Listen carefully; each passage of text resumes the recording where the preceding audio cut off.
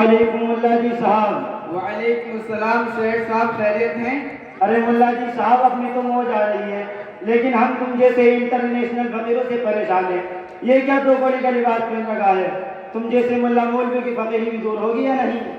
ارے بدتمیز دولت مند، اپنی بدترین زبان کو سنبھال۔ کیا تیرے لاکھوں کا قبلہ کبھی مانگنے بھی گیا ہوں؟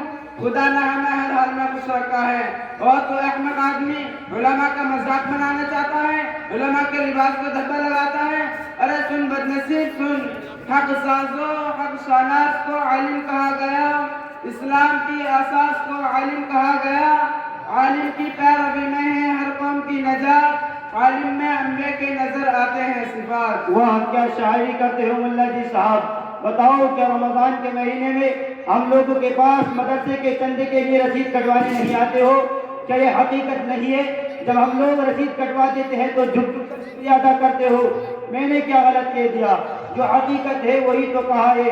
تم لوگ تو ہوئی دو کوڑی کے، تم ملاؤں کی وجہ سے پوری مسلمان قوم پر دھکا لگ رہا ہے۔ یہ جھولا، یہ بیگ اور رسید لیے چلے بھیک مانگنے فقیروں کی طرح۔ لا حول ولا قوت الا باللہ۔ مجھے بہت افسوس ہو رہا ہے تمہاری اس جہالت پر اور اس کمینے انداز پر۔ پہلے تو میں قالی مغرور سمجھتا تھا، مگر معلوم ہوا کہ تم ٹھیٹ والے جاہل بھی ہو۔ رمضان المبارک میں علماء جاتے ہیں، وہ مہمان رسول یعنی طلبہ کے لیے جاتے ہیں۔ دوسری بات یہ ہے، جو کچھ دیتے ہو وہ تمہارے باپ کا نہیں، اس پر خدا کا حق ہے۔ اب جب یہ مولوی تمہارے اتنے چکتے ہیں تو خدا سے دعا کر تاکہ ہم لوگ تمہارے دروازے پر ٹھوکنے بھی نہ جائیں۔ تم چندے کا مذاق اڑاتے ہو؟ کاش آج سے 1400 سال پہلا کا واقعہ معلوم ہوتا کہ خود حضور صلی اللہ علیہ وسلم نے چندہ کیا تھا۔ ایسی عظیم سنت کی توہین کرتے ہو، کہیں جا کر ڈوب کر مر جاؤ۔ ارے ملا جی صاحب، ہمیں سب پتا ہے، بڑے آئے تاریخ بتانے والے، کہ رسول اللہ صلی اللہ علیہ وسلم بھی جھک جھک کر شکریہ ادا کرتے تھے۔ اے بھائیو، ذرا دیکھو تو، آپ تو انہیں ملا جی صاحب کو بڑا قابل سمجھ رہے ہوں گے۔ ان لوگوں نے پوری سماج کو گندا کر رکھا ہے۔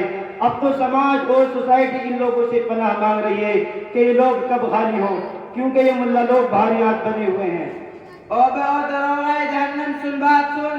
تم جیسے بیوقوف اور مالدار لوگوں کا جو دماغ خراب کیا ہے، وہ کچھ ایسے نامنیاب مولویوں نے کیا ہے جنہوں نے جعلی چندہ کر کے اپنی دکان مکان کو سنوارا ہے اور علماء حق کو بدنام کیا ہے، اور شاید تمہارا واسطہ اسی طرح کے بے روپیوں سے ہوا ہے۔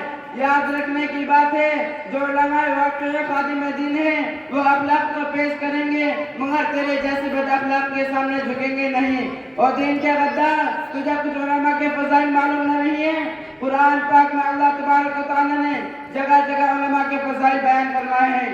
چنانچہ ارشاد ہے انما یخشی اللہ من عبادہ العلماء، کہ حقیقت میں اللہ سے ڈرنے والی جماعت صرف علماء کی جماعت ہے۔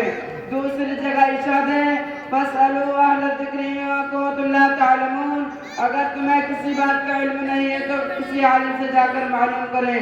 اور اس کے آگے فرمایا جناب رسول اللہ صلی اللہ علیہ وسلم نے نبیوں کے وارث علماء ہیں، نبیوں نے علم دین کو وراثت میں چھوڑا ہے۔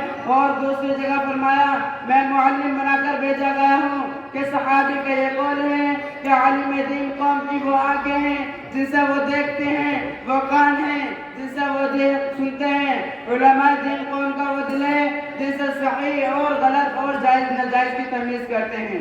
ارے ملا جی صاحب، اس کا مطلب یہ ہے کہ ہم تو سراسر غلطی اور گمراہی کرتے۔ اچھا ملا جی، میں خدا سے توبہ کرتا ہوں کہ آج کے بعد علماء دین کو کبھی برا نہیں کہوں گا، اور انشاءاللہ کبھی مذہب اسلام کو چندہ دینے سے انکار نہیں کروں گا۔ اور کھچڑو ہدایت کرو، اب آیا اور پہاڑ کے نیچے کو، اب کھلی آنکھیں اس دولت کے نشے میں علماء حق کو ذلیل اور نکما سمجھتے ہو۔ خدا سے توبہ کرو، ہدایت پا جاؤ گے ورنہ سیدھے جہنم میں جاؤ گے۔ بس مولانا صاحب، آپ کا بہت بہت شکریہ۔ میں ذلت و گمراہی کرتا، اب قرآن حدیث کی روشنی میں آپ نے مجھے صراط مستقیم پر گامزن فرمایا۔